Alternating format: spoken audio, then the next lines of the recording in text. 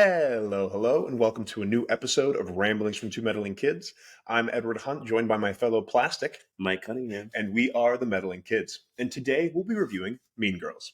For those of you joining us for the first time, welcome. For those of you come back, good to see you again. We like to review movies, but don't worry. If you haven't seen this movie from 2004, we won't spoil anything in the first 10-15 minutes. We'll give you a review from 0 to 5 with our immediate thoughts. Then we'll give you some background and then a play-by-play as we go through the movie. And the reason why we're picking Mean Girls? Well, we got to celebrate the musical coming out. So let's get started. Mike, 0 to 5, Mean Girls. What'd you think? 4. 4. All right. I've seen it recently before having to review it, but it was just like, I think it's so quotable. Mm-hmm. Such a great story. The comedy is great. The acting is amazing. I think it just stands the test of time. It's like it will forever be a classic. Every time I watch it, I get that same feeling. Which is, I guess, is something rare, especially there's a reason why this movie is like on the top like movies for like teen coming of age comedies and stuff like that. Like it hits the same way every single time. Mm-hmm. It's great to see like a lot of these stars went on to do bigger and better things. Mm-hmm. Some of them burnt out a little bit. Yeah, I mean, I don't know.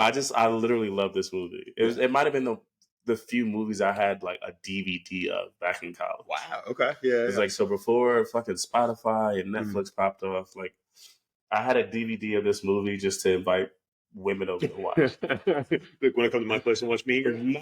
I don't know why. It was like, but this is something I remember distinctly. Like that was your game. I got Citizen Kane, Mean Girls, the classic.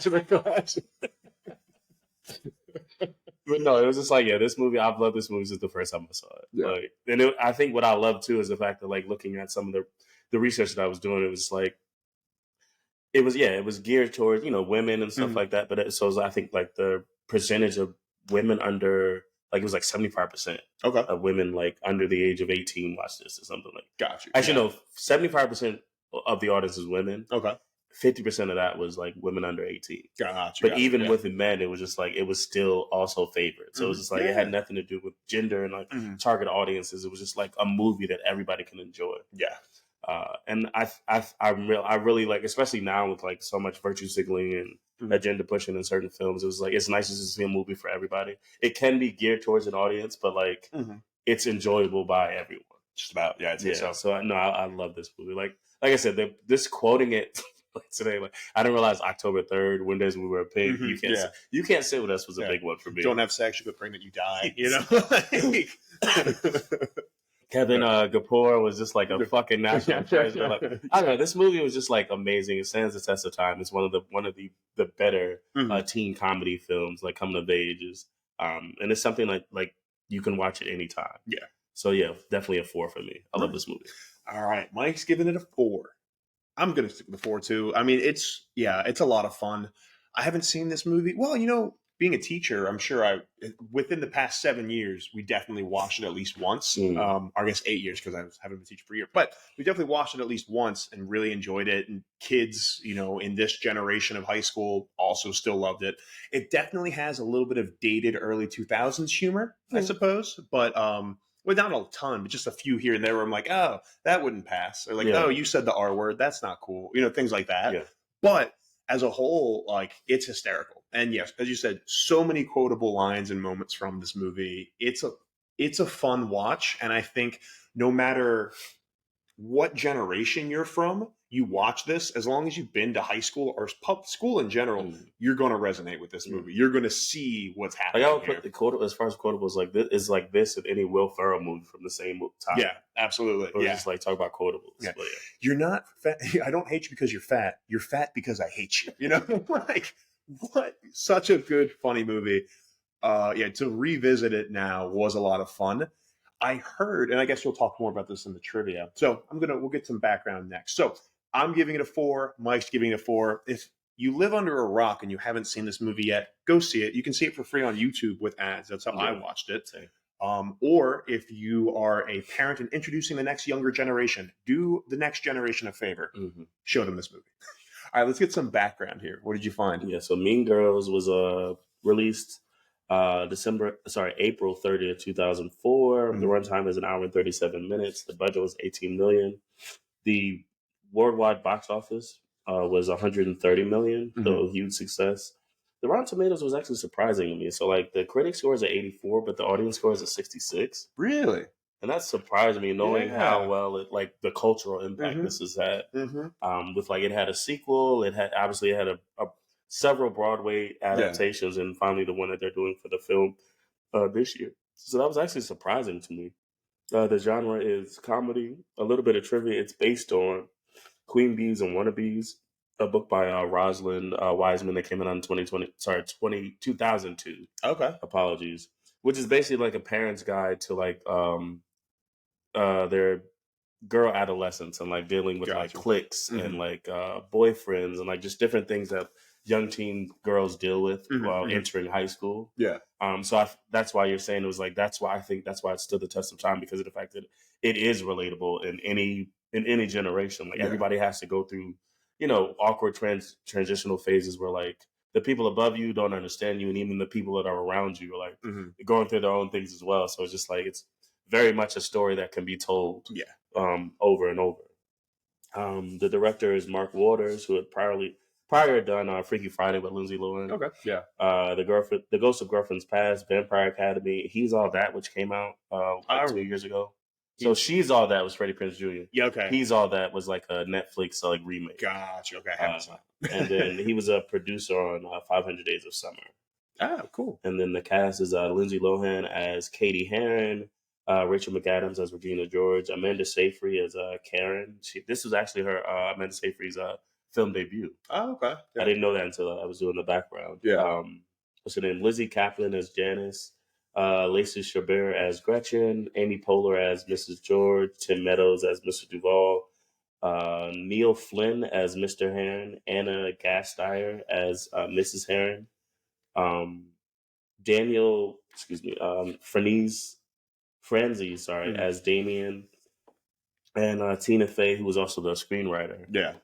She's the one that actually read the book by Wiseman Okay. and went to Lauren Michael from SNL. It was like, oh, we can adapt this into Got you. Yeah. a movie. Mhm. And so like he immediately went to Paramount, bought the rights, Okay. and then she got writing, which is interesting because it was like the book itself is more psychology. So Mhm. it's like, it's nonfiction. Yeah. So she truly had to create this story based on some of the concepts of the books, like the Mhm. whole idea of like girl world. I think Yeah. that concept came from the book, Mhm. and then a lot of it came from like her experiences in high school. So like a lot of the characters' names, like Damien, is like a lot, like Damien, Katie, Janice. Mhm. They're all names like from her past in high school and stuff like Yeah. that. I think there's an actual Glenn Coco, is like her older brother, best friend or Good something. for you, Glenn Yeah. Coco. Yeah. So she really Yeah. incorporated a bit of the book. No, I'm sorry, I don't want to say a bit. Probably a lot of the book, and then a lot of her like her own experiences Yeah. going through high school.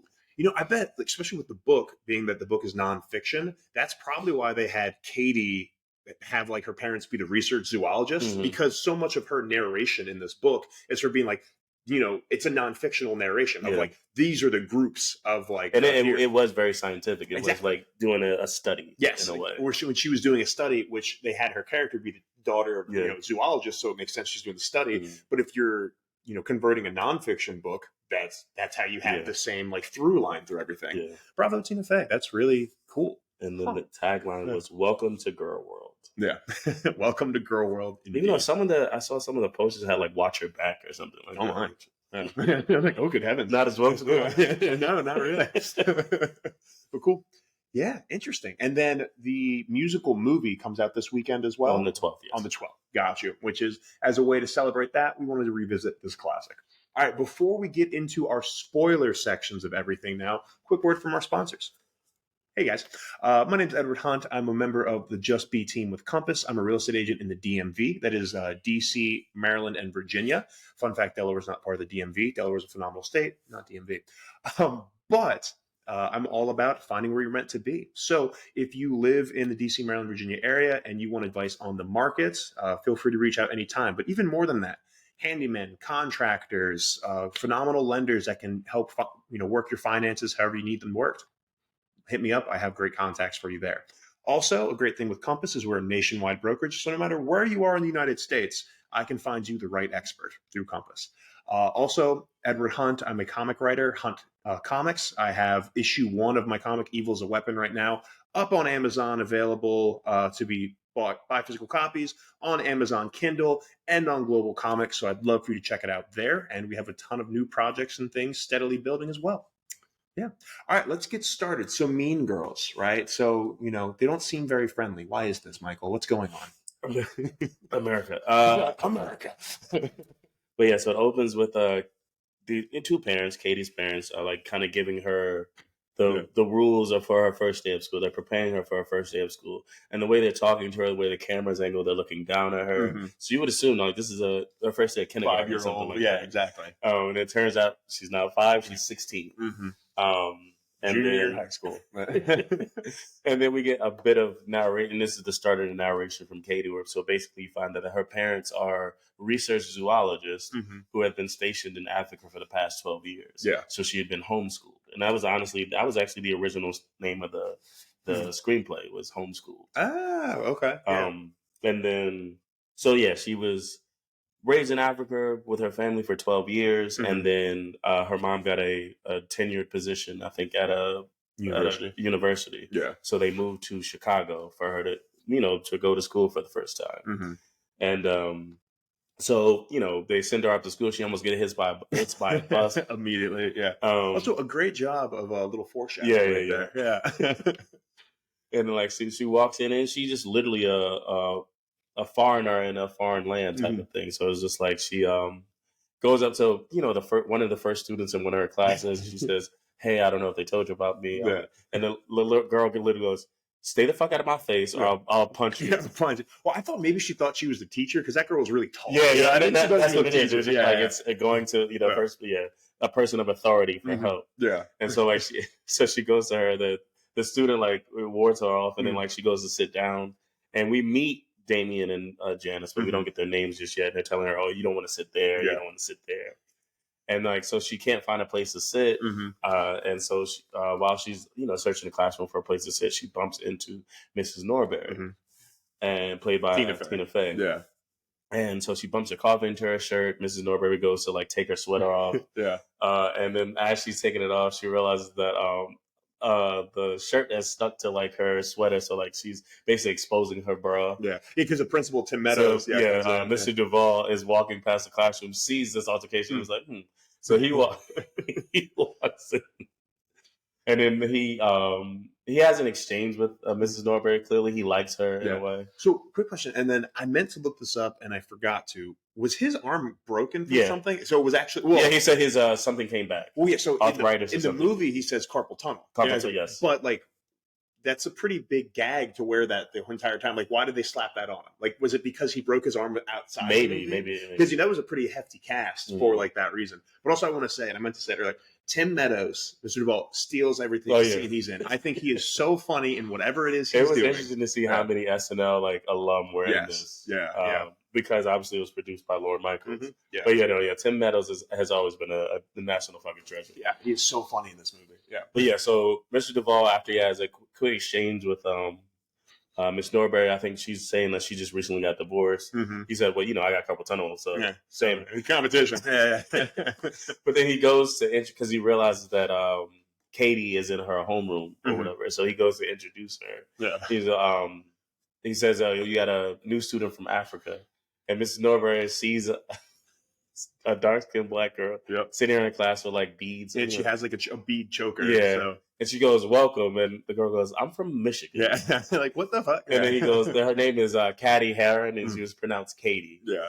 And so like that is her introduction to Miss Norberry and the principal, and then like the rest of the day, the rest of her first day is just her learning the laws of the land and getting confused. Like, so she just randomly in the middle of class gets up, goes to the bathroom, and gets chastised for it. Yeah. You can't read ahead. You can't do. It was like all these different like the rules of, I guess, not even just society, but like not even just school, but society. Exactly. Or at least this society in this setting. Because when she was homeschooled, she never had to deal with any of that. Like her parents just trusted her. She was like, I've never been in a place where adults didn't just automatically trust me. Yeah. And like public school, you can't really do that. And then like so she goes into the lunchroom, can't find a place to sit. Mm-hmm. So like she ends up eating lunch in the bathroom. Yeah. And then did you ever do that? No. Did anyone in your school ever do that? I don't know. I can't tell somebody else's story. Yeah, I know, true. But I was like, no. Yeah, that was I don't think that was ever a thing. At least whenever I went to the bathroom at lunch, I never saw anyone in there. But like, yeah, I don't know. Interesting. I don't know. That's what I'm saying. That wasn't my experience in school. But it very well could have been someone else's. Yeah, for sure. Because I feel like for the most part, even if like you were an outsider or something like that, like there was tables for you, like that, you know. Yeah, well, I remember even like my grade. I think it was like freshman year or something like that. Well, no, that was middle school when they had sit by class, and in high school you could sit wherever. But yeah, I mean, you could find. Yeah, still, yeah.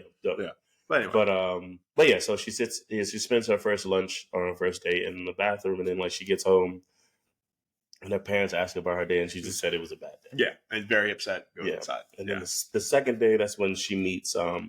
She sits next to Janice and Damien, and immediately Damon's like, "Is that your natural hair color?" Yeah. And then he like literally reaches over and like pulls it. And it was like she just gets an introduction to Janice and Damien. She asks them about it, where a certain classroom is, and they're like, "Oh, that's in the back." Yeah, and like so they basically force her to play hooky, still on campus, but like in an area where an older building had burned down like the 20 or 30 years prior or whatever.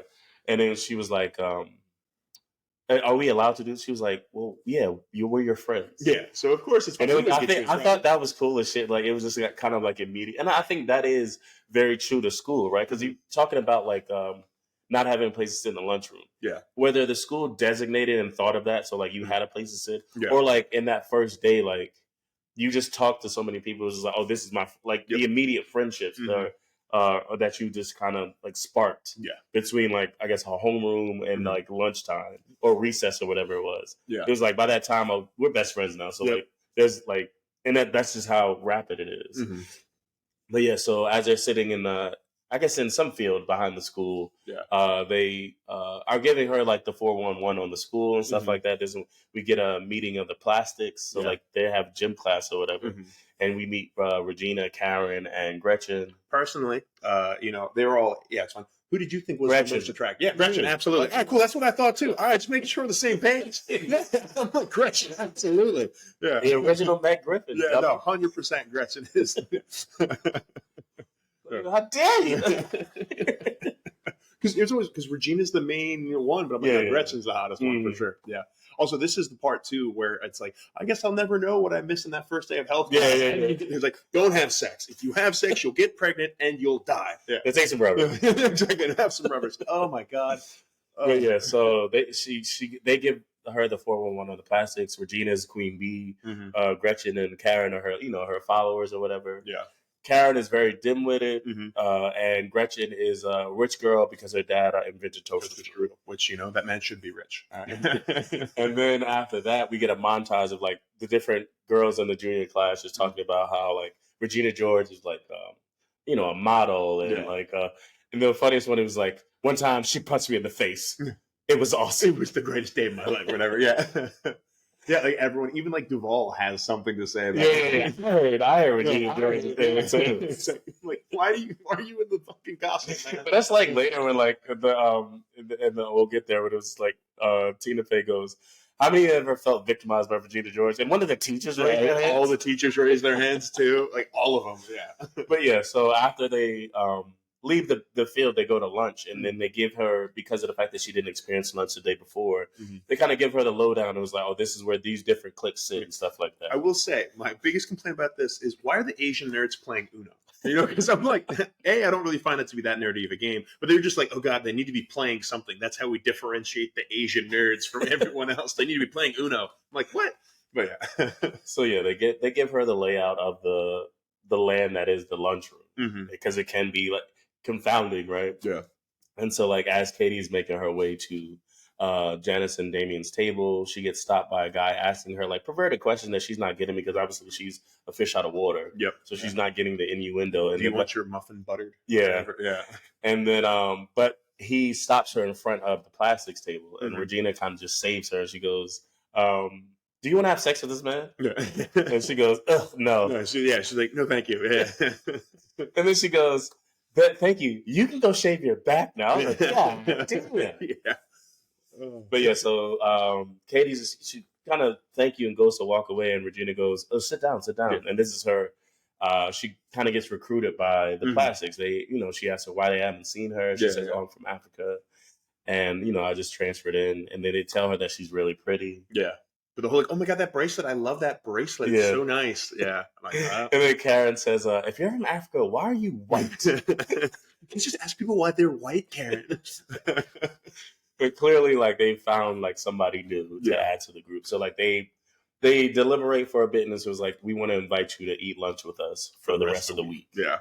And so she reports back to Janice in the bathroom a little bit, like right after that. Yeah.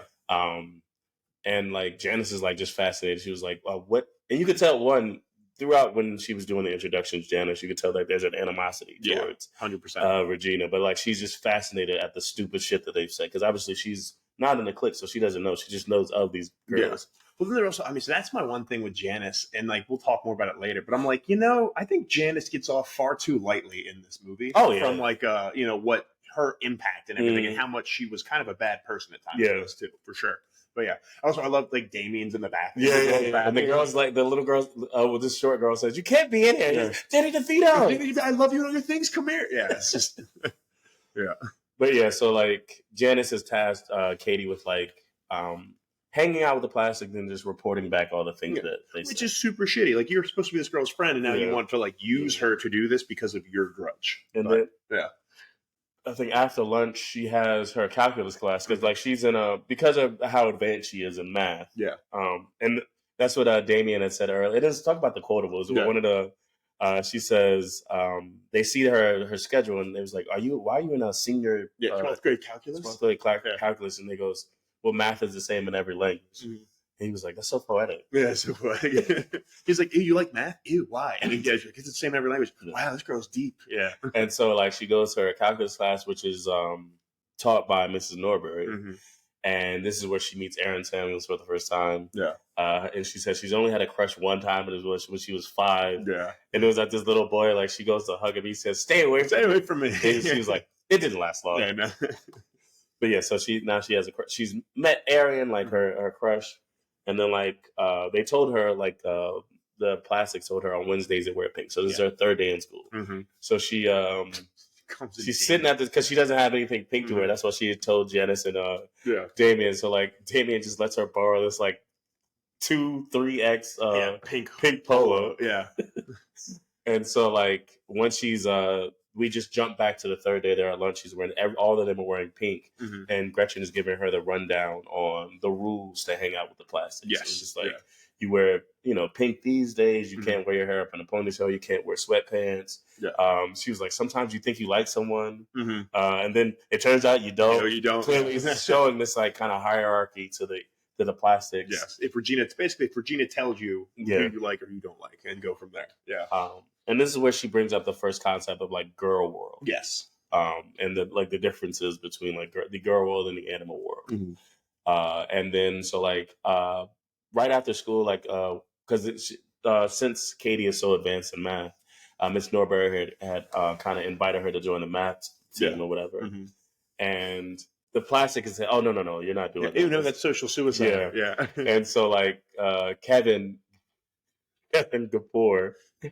After the calculus, like, he was like, "Hey Africa," that's what he calls it. Yeah. Jesus fucking Christ.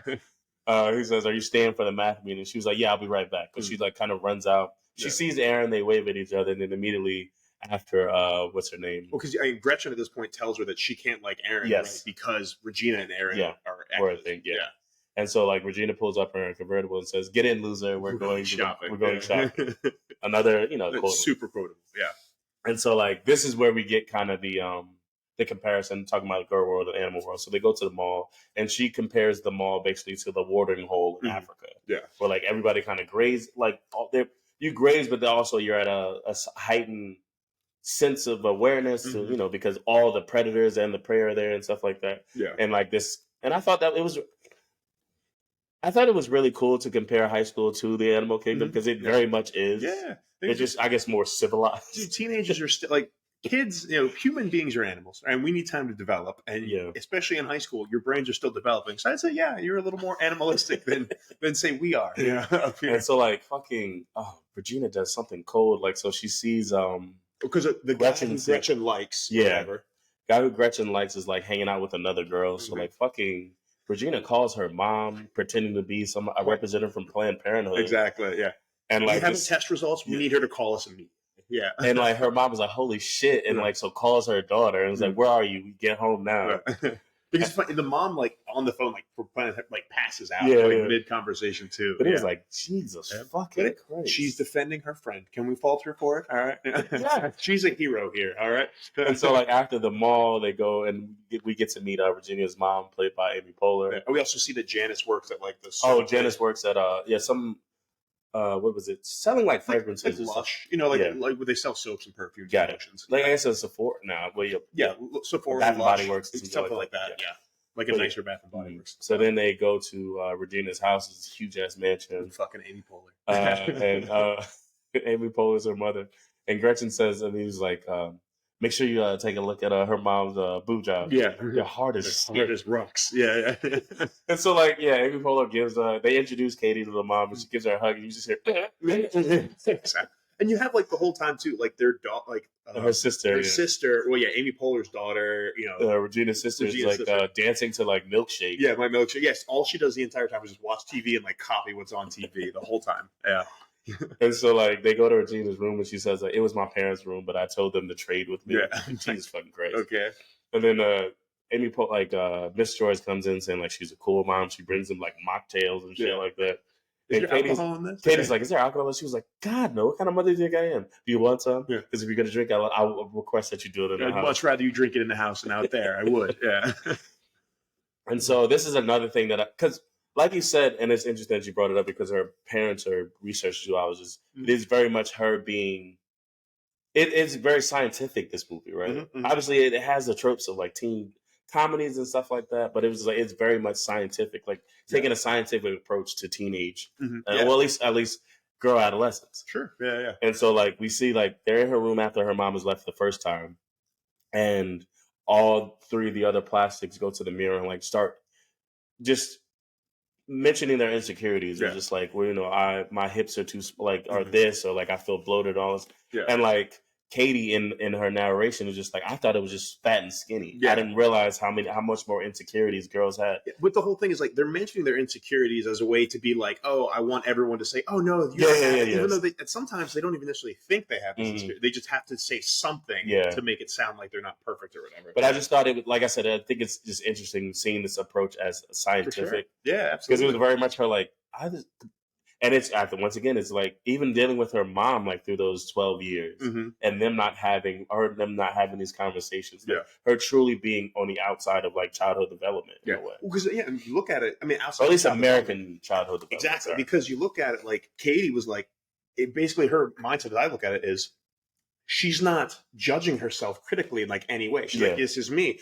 She didn't necessarily think she was like all that or super hot or anything, but because they had Damien says it and Regina says it like you're very attractive, and she's just like, oh, okay, because she just doesn't think of herself in that way because she's not really like vain or looking for compliments or filled with insecurity, which a lot of other people are because you just give the world, the world, But so this is where she also gets introduced to the Burn book. Yes. It was this book that I think they made in a few years prior, whatever, and they just been adding to it about like the different girls in their class. Yeah. So like something about Trang Peck was a kiss like made out with Coach Carr. Yeah. This girl made out with a hot dog. Yeah. You know what I mean? Like, this girl made out with a hot dog. That girl had a big butt. Response to it was funny. So it was one time. Okay. Yeah. There's something derogatory in there about Janice. Dyke. Yeah, I think was what they called her. Yeah. And then I think that was just an introduction to what the Burn book is. For sure. Yeah. Sorry. And then, like I said, another thing I noted was like just the girl insecurities, because it was like so funny her trying to be a part of it. It was like, sometimes I wake up and my breath smells bad. Like I don't. Yeah, I wake up and have bad breath. Yeah, like ew, gross. And so this is when, like you said, you had mentioned earlier that Gretchen had told her like she wasn't, because she had mentioned that she had kind of a crush on Aaron. Yes. Yeah. And then Gretchen had told her she was off limits. Mm-hmm. And then so one night, what's her name? Regina calls Cady and she was like, I know your secret. And she was like, holy shit, I'm caught. Yeah. Because obviously we know as an audience, she's like infiltrating their group to report back to Janice. Yeah. And so she was like, in her mind, she's like, oh shit, I'm caught. Yeah. And she's like, all right, I'm just going to play it cool. And then Regina says that Gretchen told her that she was into Aaron Samuels. Yeah. And she was like, I mean, that's cool. Like, I'm totally over him. You can date him if you want, yada, yada, yada. And Cady was like, cool. And then Regina kind of pushes further and she goes, don't you think that Gretchen is a super bitch for that? Yeah. Like, she was super bitchy for her to do that. And like kind of coercing Cady. Yeah. And Cady was like, yeah, sure. I guess it was like she just, wants the attention on her or something like that. And then Gretchen's and then you find out that it's a three-way call. Yeah. And then Gretchen's like, I can't believe you would say that about me. Yeah. And it was funny because in the narration, she was like, I survived my first three-way call. Yeah. Which, dude, I mean, I don't know about you, but I remember multiple times in high school getting calls from unknown numbers, and I knew it was some group of girls who were just calling, and like there was like multiple on there, and I had no idea, and they would just like ask me random questions about people. It was literally like Friday, Saturday. I was like, okay, I need to prepare for this, and I need to. I could have just not picked up the phone, I guess. Yeah, that was always my thing. And I know, first of all, black people like you playing on their phone regardless. Back then, I had anytime minutes, and it was not at the 7. Like, fuck you, mean. Like all the time, and they'd be like, "Oh, so and so, what do you think of this?" And I was like, I would just be like, "Be as neutral as possible. Don't give anything away. You got to survive these calls." I got so fucking many of those from like different groups. I feel like a bunch of like that didn't happen until maybe college or some shit like that. But it was just like the girls would call just to prank call you, like, and I'm not doing this. Grown ass man. No, 100%. I mean, I was 18. I'm a grown ass man. Yep. But she survived her first three-way call. And then because she's gotten the go-ahead or whatever from Regina, so she thinks, she starts trying to talk to Aaron more in that calculus class. So, like, this is where we get the famous, like, on October 3rd, I told him what day it was. Yeah. And it was like another day, he goes, it's raining outside. She's like, yeah. It is like 2 weeks later, we talk about the rain. Yeah. Which, this is something where, of that, like, so time is passing in this movie for sure. Fairly quickly. And I guess because of that, with like Janice, right? Because for some of this, I'm like, why are Janice and her such good friends when it seems like, but weeks are passing in this movie, so you're just assuming that they. Well, because she said October 3rd, and it was just like, I assume it started September or something. Yeah, so at least a month has passed, and it was like by Halloween, at least 2 months have passed. So what I would have liked to see in between this is maybe like 1 or 2 more scenes of her and Janice hanging out. I think you're right. They showed her more hanging out with the plastics, exactly, and then you didn't get a reporting back or whatever. So like, something of them reporting back or giggling, because I think they made mention of it later on when like she was like, "Why didn't you come to my show?" or stuff like that. So there is this friendship brewing with those three, but it's all off. But it's like mainly her assignment with the plastics that's really highlighted. Yeah, so I never thought about that, but you're right. That's exactly why. When she was like, "You didn't come to my show," and part of me is thinking like, I haven't seen the two of you hang out except for you telling her she needs to do shit this whole time, Janice. Like, I don't like you that much right now because all I've seen you is be kind of like a bad friend. Yeah, but. As weeks are going on in this movie, you are assuming, I guess, that they are hanging out a lot and doing a lot of things together. I just wish slight more showing of that would be good. Especially because, every day at lunch, she's sitting with the plastics. Yeah. She's not sitting with them, but And so, we get her trying to, make conversations with Aaron. Like, she pretends like she doesn't know the math, and it was like, clearly she's great at it. Yeah, she's like, "Oh, what's this?" And she's like, "Wrong." Like, narrating. Yeah. She's like, "That's so wrong. He's so dumb." And so one day he invites her to... the Halloween party that he's throwing. And he's like, basically, it's an invite for one, so don't bring anybody with you. Yeah, so very clear. He's also interested in her right now, too. And so, like, she gets so excited. Like, maybe that was the day that Kevin was like, are you coming to the math thing? And she was like, no, I need to go home because I need to prepare for it. Something like that. Yeah, well, there's a couple different times of that. Because there's even another time they're all hanging out, and Miss Roxbury sees them when they're at the mall, at the mall or whatever. Yeah.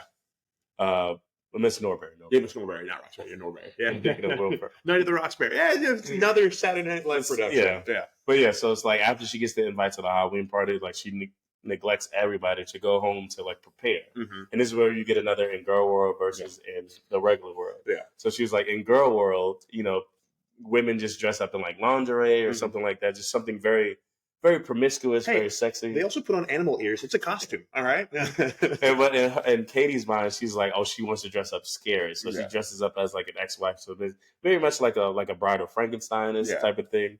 I didn't get the teeth, besides just to make her look worse, I suppose. And so, but you see, like all the plastics are wearing like, like fucking Gretchen Wiener is the icon that she was wearing like this cat suit, and then you get what's her name, Karen wearing like lingerie, and she was like, "What are you supposed to be?" She was like, "I'm a mouse." I'm a mouse. Duh. Yeah.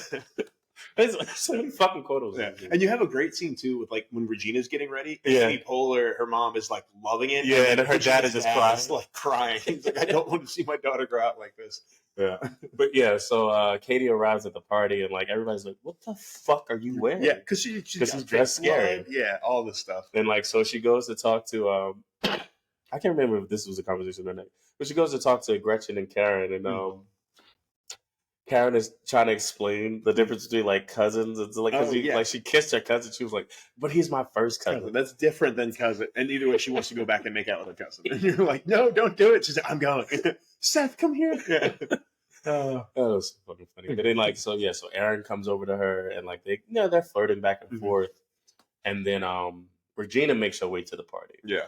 And Regina's like, I'm gonna basically talk to Aaron for you, because she had said she was going to do it before. Sure, she is. And like, so Regina goes to talk to Aaron, because I think Aaron are going to get Katie a drink, and Regina's like, basically saying like, oh, she's obsessed with you, like she's writing your name and all this, because of the fact that when she said that Regina tells Aaron that Katie liked her, he was, oh yeah, I invite her. I like her too. That's totally fine. And it's changed Regina's whole attitude. She's like, oh fuck that. So now I have to sabotage this.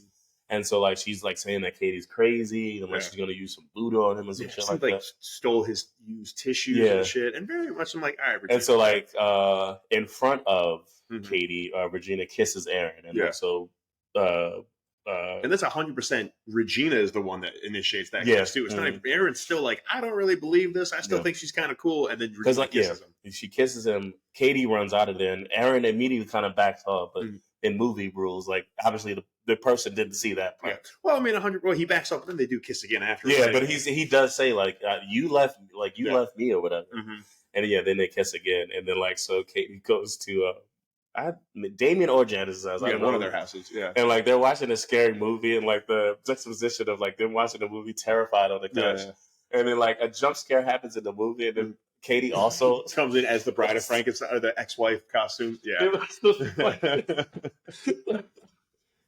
so sorry. Yeah. It was so fucking funny. But now, like, she's incensed. She was like, now I hate. There's also something that Katie was saying as she was getting to know Regina. She was like, and talking to Janice, she was like, you clearly, like, hate her. There's something. And Damien was like, at certain times, saying was like, oh, Regina told everybody that. And then, like, shut it down. Yeah.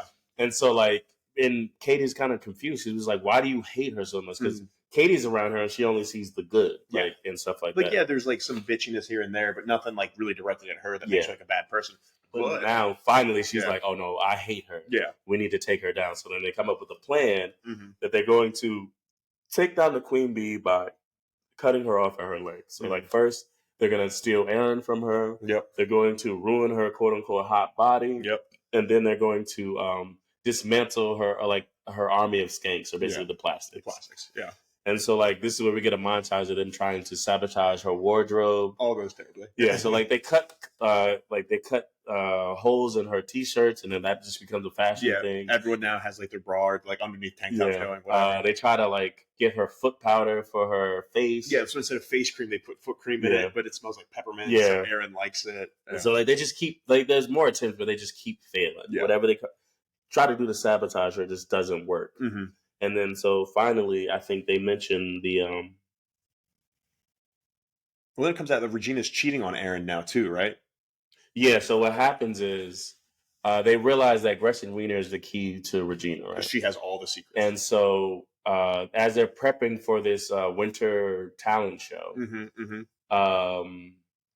they realize that they can break Gretchen because because first. Katie and Regina in the hallway talking about, are you going to send any candy canes? Because like, you can send candy canes to like secret admirers or just anonymously or not. And Regina says, "Oh, I know I never send them. I always get them." Yes. So that sparks something in Cady. And also you see talking about this one of their classmates walks past with a kind of a retro skirt on. Mm-hmm. And Regina says, "Oh my God, where'd you get that skirt? I love it." Yeah. And the girl tells her it was like something my mom wore in the 70s. And when the girl walks away, Regina goes, "That is the ugliest fucking shirt I've ever seen." Yeah. Harping back to when when Regina had said the same about Cady's necklace, showing this kind of fakeness. Yes. Of her. Of Regina. And so in order to break Gretchen, Cady and Janice and Damien buy candy canes for Cady and Karen from Regina. Yes. Yeah. But don't get anything with Gretchen. So now Gretchen was like, is she mad at me? Like, what the fuck is going on? Kind of just breaking her spirit. Yeah. Gretchen is so funny how she just immediately starts spilling secrets. Yeah. Like, oh, I didn't tell you that. Yeah. So yeah, see, it starts a little slight. Yeah, yeah. But she talks about how like her parents don't sleep in the same room. She's like, oh shit, I'm so I didn't tell you that. Yeah, exactly. Don't tell her I told you that.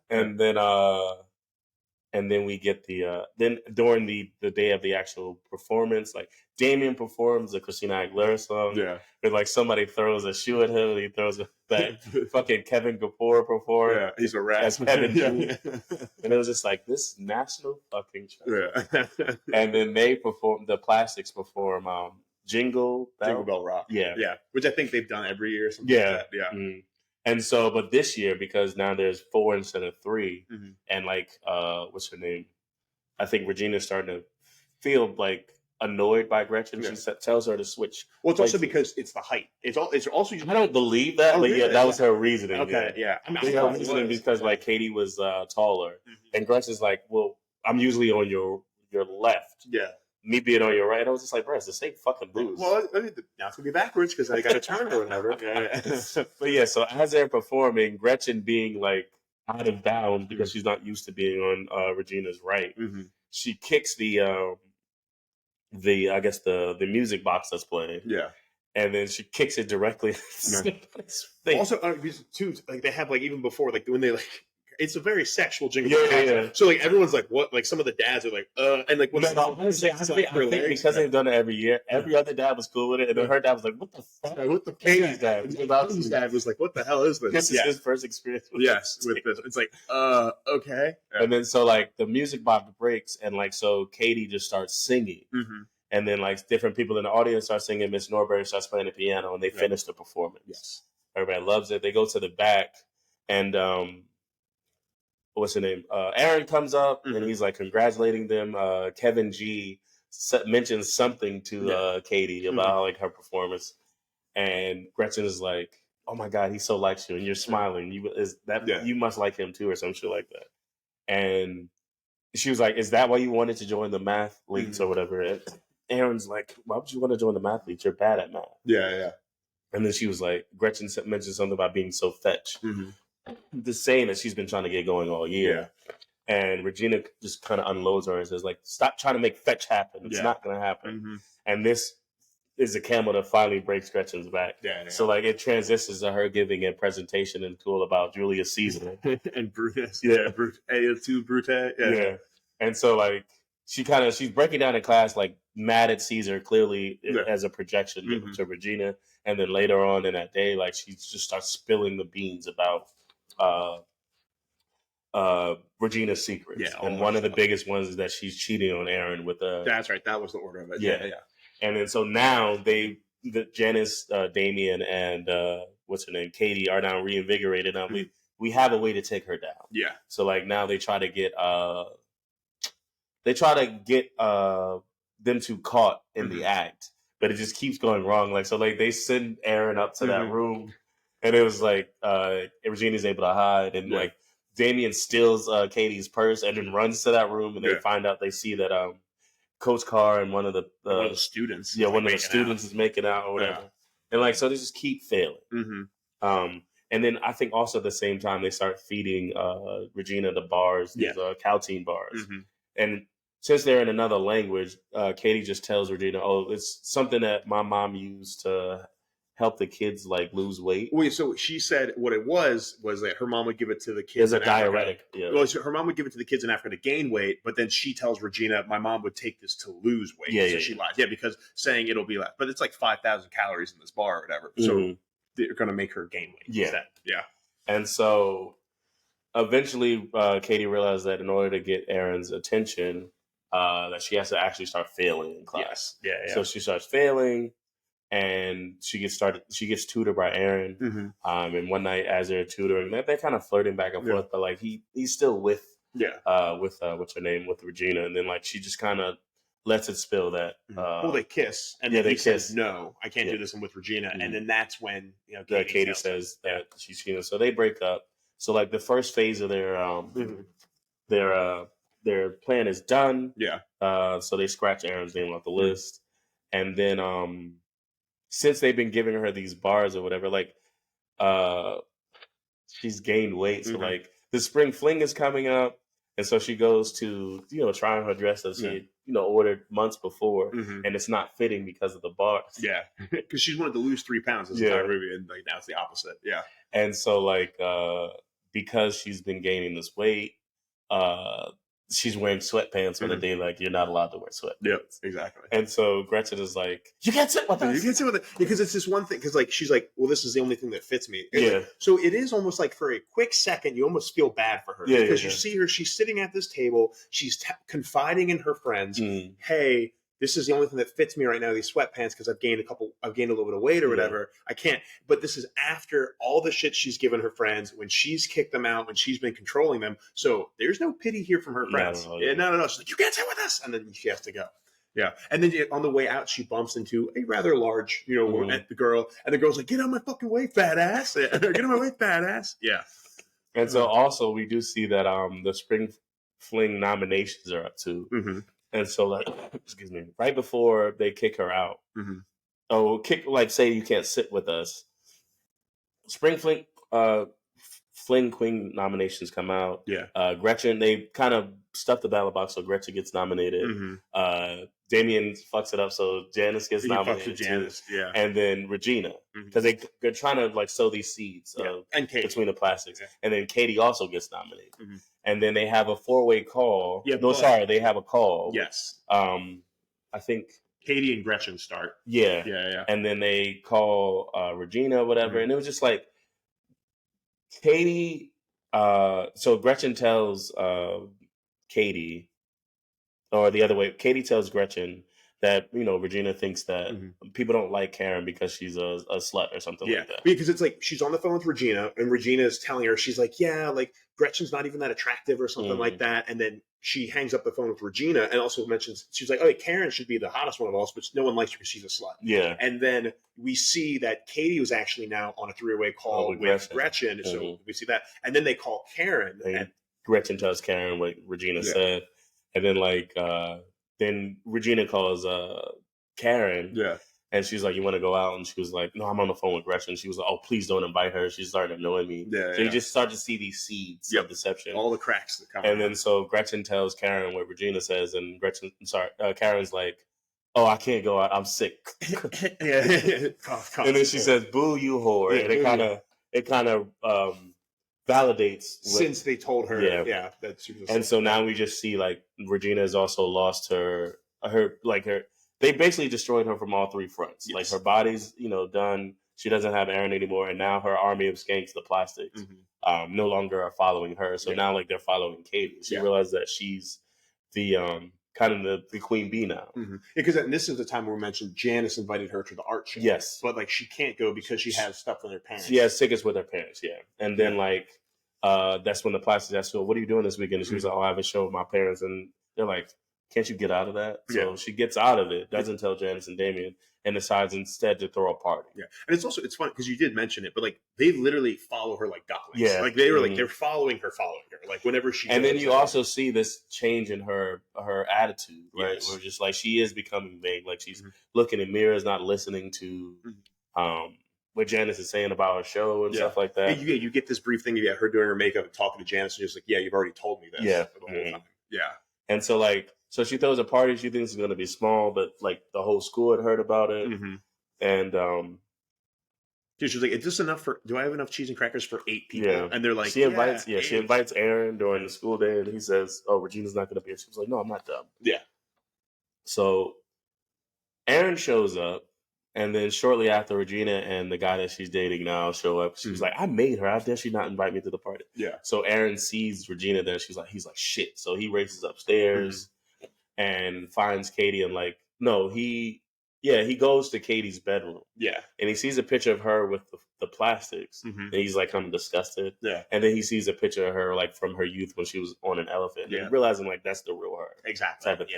And then like she comes out of the bathroom, and they have a moment, and like because they clearly still like each other. I think she assumed that he was going to immediately break up Regina and get with her, but like that hadn't happened. That's not how this works. And like, so she admits to him like she would never lie to him. She did lie about being bad at math. Yeah. But that was just to get to know him. He was like, that's kind of stupid. Like, why would you do that?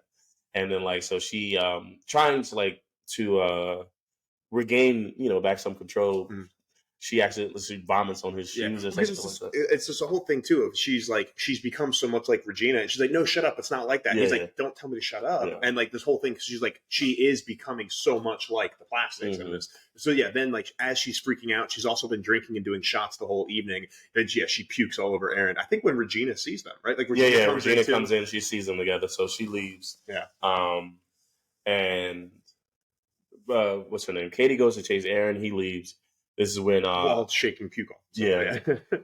Janice and Damien stopped by, and it was like, "Oh, we're not cool enough to." You said they call her a liar. Yes. Yeah. And it was just like, "Oh, you said that you're going to be with your parents. I guess we weren't cool enough to be invited to your party. Couldn't come to my art show. And like she, this is when Cady kind of defends herself. She's just like, "Why are you so obsessed with me?" or something like that. And Damien's like, "Oh no, she didn't." Yeah. And this scene, like, I totally get it. But again, if they had just like 1 or 2 scenes earlier of showing that they were a little better friends, I would have believed it a lot. Like I think you're right. I think the scene, it would have been more interesting, honestly, if Janice and Damien had helped her get ready for the Halloween party. Yeah, or something like that. Stuff like that. Showing just more moments of them outside of school. Exactly. 100%. Because we know they're friends, but it's more implied than actually shown. So when Katie's telling her, when Cady is telling off Janice, you're like, you're the one that wanted me to do all this. You told me to spy and do all these things. I'm like, then she is 100% right. Yeah. I believe Cady a lot more than I believe you right now, Janice. I kind of don't like you at this moment, right? Yeah. And so Janice and Damien drive off, and Damien says, "And I want my pink shirt back," which was it's very good. Because the whole time too, Damien's like, he didn't stop the car. He's circling because he was like, "I have a curfew. I need to be home at 1. It's 1:10. We gotta go. Come on. Yeah. And so like they drive off. Clearly their friendship, is severed a bit. And then Regina is really frustrated. So as she gets into her car, she starts eating one of the Calting bars. Yeah. And her boyfriend is like, "Oh, I hate those things. Coach always makes us eat them to gain weight." Yeah. And she was like, "What?" So then Regina just realizes everything. So she realizes Cady's betrayal. So she like goes out screaming. She opens the burn book and like just adds another entry. About this girl is the fuggliest skank. Don't trust her or something like that. And she like cuts the picture of like her and Cady together. So you think it's going to be Cady the whole time. But she pastes a picture of herself. Yep. And then she goes to school the next day and she shows the burn book to the principal. Yes. And she's like, she mentions, she was like, it was so funny because she's pretending to be her. Yeah. And then she was like, "Why does it say that this woman is a fugly skank?" A fugly skank? I was like, this. Yeah. Yeah. And so because of the fact that now Regina is actually in the book and the only 3 women that aren't from the junior class are Cady, Karen, and Gretchen. All 3 of them get called to the principal's office to discuss the book. And as they're discussing the book in the principal's office, Regina has printed out all the pages of the book and is just dispersing them throughout the school. Yeah. And so, like, as soon as the bell rings, all the students leave the classrooms, and this junior girl start picking up these pages. And they're just like, these are secrets that nobody should, because this is from years. It's not just this year. It's from years of them all being, in the same classes and stuff like that. So, like, the different cliques are now fighting because, like, how else would they know this unless you told them? Yeah. And it's just nothing but chaos. Yeah. I made it with a hot dog. I did that one time. That's the hot dog one was funny. Yeah. And so, like, while they're being interrogated by the principal's secretary comes in and is just like, "The girls have gone wild." Yeah, the girls have gone wild. And so he goes out and like he sees like Coach's car separating the pen. Was it the? I can't remember. The two underage girls he was making out with. Yeah. And so like he kind of runs away or whatever. Because he's like, don't worry, I got this. And Duval's like, step away from the underage girls. And then Coach Carr's like, oh crap, he knows. And he takes off running. And then like one of the girls, like he tries to help one of the girls down, and like she swings at him or something. He was like, oh fuck this! I did not leave the hood for this. I did not leave Southside for this. And so he's a baseball man. Yeah. And so he breaks the fire alarm. All the water like starts drenching the all the girls. He was like, all the junior girls meet in the gymnasium immediately. Yeah. I'm so sorry. And so like they all meet. Sorry, go on. So they all meet in the gymnasium, and then they're just like kind of going through. And at first, Duval is like, all right, we're going to get to the bottom of all this. We will be here. I will keep you here all night. Yeah. This secretary is like, we can only keep Tim Hill till 4. I will keep you here till 4. And I think you're right. Like the delivery of Tim Hill. Every single time he's in anything. And then even later, because he's like, all right, what you all have is an attitude of problem. Yeah, he was like, so let's all talk. Yeah, tell me. And so he goes, so like, he was like, anybody want to bring up their lady problems? And so one girl raises her hand. He goes, yeah, you. And she goes, the book said that I'm not a virgin because I use heavy, like large tampons and shit like that. Jumbo tampons. And he was like, I can't help it if I have a heavy floor, a wide set vagina. He was like, nope. He's like, I am not doing this. Miss Norbury, you're a So he gets Miss Norbury to kind of run it. And it was like she doing, I don't know if her background in psychology or anything like that, but she does very well at getting the different girls and the different cliques to like kind of discuss the issues. And like Cady in voiceover, she's saying like all of the cliques have their different issues. Like nobody's like without issue or without any type of friction. I think the lacrosse girls were like, or field hockey maybe. Sorry. Were like, maybe it was softball. I know the one girl she's pitching tomorrow. Whatever. Yeah, it's for softball then. But they were saying it was like you've been acting a certain type of way since you got this position or whatever, and it was just like just each one of the groups had issues within them. Yeah, and then one of the Miss Norbury, because Regina goes, it was like some of us, are just victims in this. And we've never said anything wrong. And then Ms. Norbury goes, has anybody here been felt victimized by Regina George? And most of the girls raise their hand, even some of the teachers. It was the funniest shit. Duval raises. Literally everyone in that gymnasium raises their hand about being victimized by Regina George. And so then after that, Ms. Norbury gets them to right before too, they tried because Norbury told Cady that she's a pusher and like because she always pushes people, and then Cady wrote that in the book. So then they saw that was in there. So Norbury knows Cady must have wrote that because she's the only one. And then she's like, "Is there anything you want to apologize for, Cady? Anything you want to talk about?" And Katie's like, "No, nothing." Because if she says anything, then she's she's still incriminated for writing the whole thing. Exactly. Which still, like, how would the fuck she know? She's been there less than a year. I know, right? Yeah.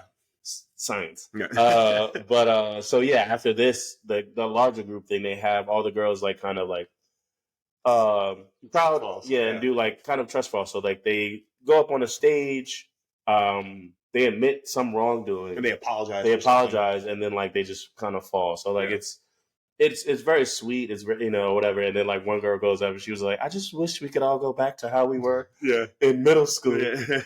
And Damien, who snuck into this all-girls thing, just goes, she doesn't even go here. Which I forgot. I forgot that is from Mean Girls. Because really? Because I'm like, I say, he doesn't even go here literally all the time. Like, I say they don't even go here all the time. I guess I forgot it until, like, Cady comes into the gym, and she tries to wave at Janice, and she gets the middle finger. And then even Damien is there inconspicuous with the hoodie, and he looks at her. So I was like, oh, shit, it's happening. Yeah. But, so... Cady is like, so what happens? Like a bunch of girls go up to just admit, apologize or whatever. And then Gretchen goes up and she was like, I'm so sorry that you guys are jealous of me. Yeah, I'm so popular. And everyone just steps away. Except for Karen. Yeah. And then like Cady is supposed to go up, but like she can't bring herself to admit it. So Janice sees her walk away and she goes up and she says, she's about to admit, like to apologize for something. Yeah. But then Regina makes a comment about, it's her dream falling to a bunch of girls, a crowd of women or something like that. We find at this point, Regina in middle school wrote. Regina and Janice were best friends in middle school, and then she suspected that Janice might be like a lesbian, so like then she told everyone. She got people to like vote on it or something like that. Because like Regina got a boyfriend, Janice still was her friend, so wanted to hang out. She's like, "Why aren't we hanging out anymore? You're with your boyfriend." And she's like, "Why are you so obsessed with me?" Exactly, which is why it was so triggering when Cady said that after the party. At the party, yeah. And so like because of what Regina said, she was like, "All right, so fuck this apology." And she goes, "Well, I told my friend to basically infiltrate the plastics and tell us all the stupid shit they did. So we got her to break up with her boyfriend. We made her gain weight. There's foot cream in your face cream. We made your friends leave you or whatever." It was and my friend Cady, and like she points out the fact that Cady was the one that did it. And then she was like, "I guess it's all because I have this lesbian crush on you." Yeah. And like she falls into the crowd, and all the girls are cheering her on. What's the girls are cheering her on? Okay, but like you're just admitting that you're the one that did all of this, so it's kind of you're the one that pushed Cady to do this and kind of turned Cady into a bad person. And I'm supposed to cheer logic. Why am I supposed to cheer for Janice right now when she just admitted because she was honest? Yes. That's why. Yeah. So Regina, not feeling obviously she's already feeling betrayed by Cady, but now to find all this out, she runs outside. Cady follows her, and like she's like, the only reason like people like you is because they think you're a budget version of me, and all this stuff. And like she's like, they're yelling back and actually no, it's more Regina yelling, and then like as she's about at the apex of her argument, she just gets hit by a bus, which is so ridiculous. But that's the only way this could have ended. Yeah, like, you needed something outlandish like this to happen. Yeah, ridiculous. And then Cady initially goes, and that's how Regina George died. Yeah, I'm kidding. Just kidding. Yeah. So the foreshadow from the beginning. Yeah. Cady almost gets hit by a bus. Regina gets hit by a bus. And so like she first initially, so Regina survives. She's just in a cast or whatever with a brace, and like so initially, Cady gets grounded by her parents. Yep. Oh no, she just gets in trouble with them because like they know something happened in the house. It was like, you never lied to me, and I think this goes back to the influence of going to public school that had on Cady and stuff like that. Like so, it's even like her mom was like, "Why are my tribal like vases or something like that under the sink?" And she was like, "I don't know." Yeah. And then like Cady prior to high school would have never lied. She's just been very honest because she would have found no reason to. And then Katie's mom walks away, and then he's like, "Now my mom hates me." And then Katie's dad was like, "Well, at least you're still a good student, right?" And she's like, "Oh, that's right. Can you sign my calculus test I'm failing?" And then Katie's dad, who is the janitor from Scrubs, who I love from that, is like, "Oh, you are. What's the word? What's the word? Grounded. Yeah. Like, yep. But you can still see he's like disappointed in her, but like not mad. He was like, "How's school going to be tomorrow?" And like she goes to school the next day, and like she goes into class. Everyone hates her. And Miss Norberry's so Miss Norberry's not there. Yeah. The police are there with the principal asking like, "Did your teacher ever try to sell you drugs?" And she was like, "Shit." So Cady admits to. Well, first there's like a day of everyone hating her because then she eats lunch in the bathroom again all by herself. I thought that was the same day. It might have been because remember she has calculus after lunch. Sure. So so bathroom first, after lunch, everyone hating her, and then that's going on with Norberry. So then she admits. Yeah. So she just admits to writing the burn book. So she gets in a bunch of trouble or whatever, but like I guess she feels good to like tell the truth. Because then she even brings Regina George flowers. Yeah. Because she's trying to like not talk behind anyone's back. And then she goes. She in class like once Miss Norberry's come back, she apologizes to her, and Miss Norberry was like, "I know the way you can make it up to me." She forces her to join the math league. Well, because she's failing calculus. So she needs extra credit. Yeah. And so like, but also her telling the truth makes her and Aaron in a better place. Because she apologized to Norberry and says, "I'm so sorry for all of this." And then Miss Norberry was like, "Obviously you didn't write the whole thing," but she was like, "I'm not going to give up." I'm not going to talk behind people's backs. So what are we doing? And then Aaron's like, "Nice." So they're friends again. And then for extra credit, math leads. So they go to the math competition or whatever. Her parents, it was the funniest shit. So like they're sitting in the house while Katie's you see everybody getting ready for the spring fling. Katie's getting ready for the math competition the same night because that's just how high school works. I know, right? Ridiculous. But okay, cool. Right. The same day. And so Cady goes to the math competition. She does that. And like her parents are sitting at home. Was like, "Where's Cady?" It was like, "Oh, she went out." And she was like, "She's grounded." And her dad goes, "Are they not allowed out? Are they not allowed out when they're grounded?" You see, even then, like, this is all new. 100% new to them. It was like just disciplining them. They didn't even reinforce the grounding. They're just like, whatever. It's like, we're grounded. Like he drove her to the school and was like, "Oh, was I not supposed to do that?" That's not cool. I don't get it.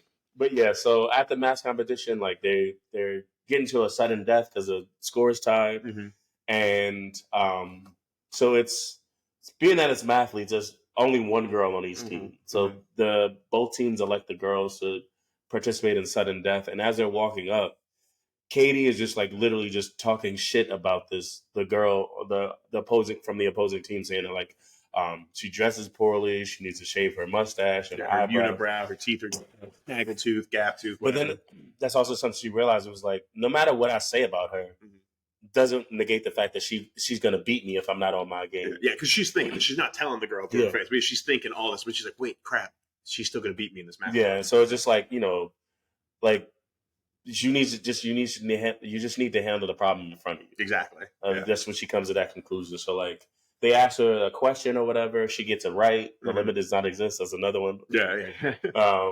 And then so they win the math competition. They get jackets because there's girls on the team. They got more money. Yep.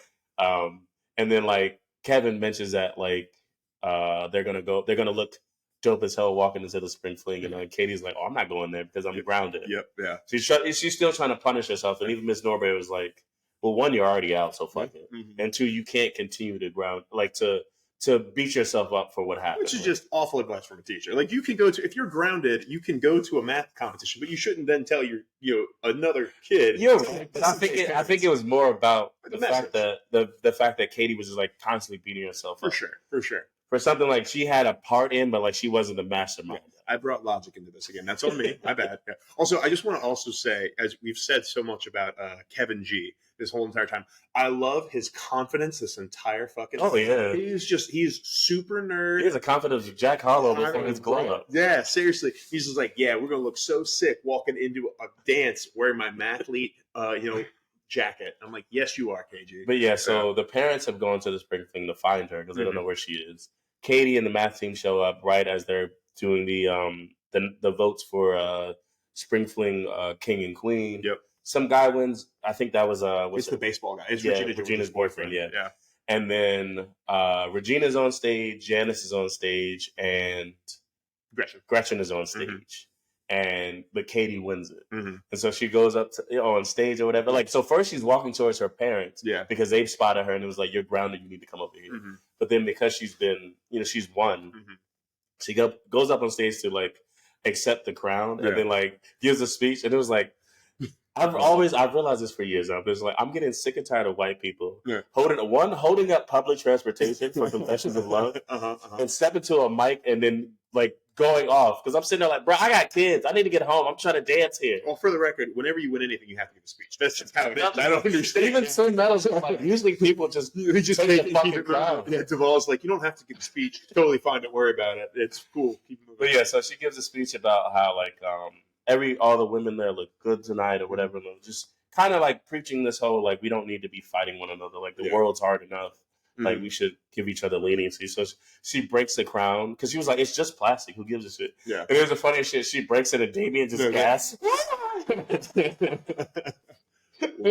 But then so she hands a piece to Regina, Janice, and Gretchen, her fellow nominees, and then she just passes it out to the other girls in the audience. Yeah. Like everybody cheers.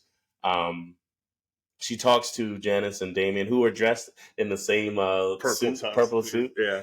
And they're all cool now. And then like again, sorry, I'm bashing on Janice again. But she's like, "Are we cool now?" Just like, I don't know. You still an asshole? I'm like, Janice, fuck you, Janice. All right, this was all your fault. But I digress. Yeah. So she's cool with Damien and Janice again, and then Aaron comes over. They talk. And he's obviously like over his anger towards her, and they kiss. They kiss. Norbury and Duvall are dancing together. Yeah. And then like another thing. So like what's his name? Damien and Janice are dancing together, and they kind of give each other the eyes to kiss. They kiss, and they're like, "Oh fuck!" They're like gross. And so Damien walks away, and immediately Kevin G comes up like, "What's up, girl? How you looking?" Because when Gretchen told Kevin G that that Cady liked him, he was like, "I only like brown women." Sorry. So he goes up to Janice, she's like, "Hey, what are you?" And she's like, "Are you Hispanic or something?" He's like, he says, "I'm Puerto Rican." Puerto Rican, that's what it is. And she's like, "I'm Lebanese." He's like, "Good enough for me." And then they start dancing.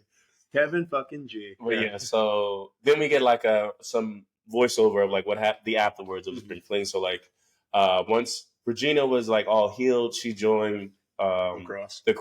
The field hockey team. Or That was lacrosse. It was lacrosse. Okay. Yeah. So maybe it was whatever. So the girls earlier, they were softball, but they were yeah. like the jock girls in general. So they might have done all three. Yeah. Field hockey and so like she joins the lacrosse team to like let out some of her anger. And like Cady says that all the jock girls were the only ones that weren't afraid of her. Yep. So it's fine. It was perfect.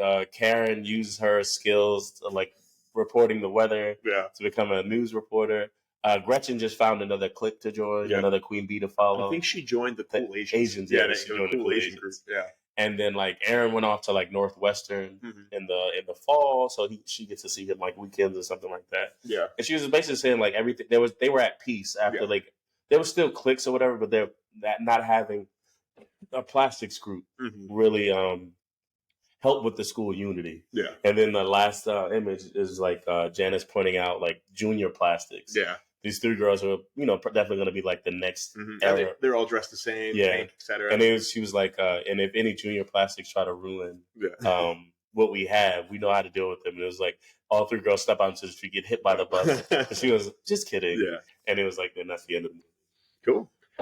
That is the end of Mean Girls, everybody. Thank you so much for listening. What we always like to do is, review our initial ranking. So, Mike, you gave it a 4 out of 5 in the beginning. Does it stand? I might bump it up to a 4.5. Okay. Like it was like I have no issues outside of somebody like you just bringing logic. Someone's got to do it. No, I'll bump it up to a 4.5. Like I said, it's one of those. There's very few movies in my life that I could just rewatch, and this is definitely one of them. And I'm man enough to say it. So. Hell yeah! Right. I'm going to stick with my 4.5. Or no, I'm sorry. I'm going to stick with my 4 out of 5. Because that was my result. And yeah, honestly, even after reviewing this, the main reason I cannot watch this over and over again is Janice, because I find her very hypocritical. I just can't watch it over. Well, the beauty of it is being that they didn't show enough scenes of them being friends. Yeah, she's not in the movie that much. That's true. But every time she is, sometimes she just irks me a little bit. She doesn't until the end. She's so. I feel like her hair was always wet too. Yes, it was. Well, she had to be that alt girl look going on. That always pisses me off. Stuff like that was just like you got what is it? 10 Things I Hate About You, and like all these like movies where the style.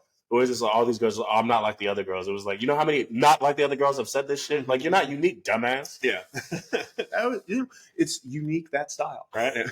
But yeah, so either way, 4 out of 5 for me. It's still a very fun movie to watch, absolutely. And I don't have many complaints about it besides Janice.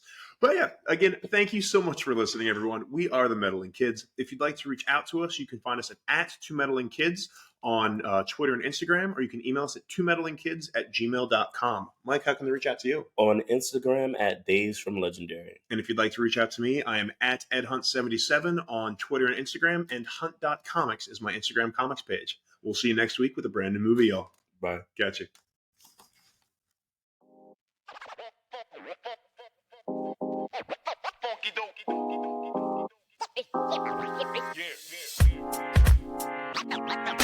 Yeah.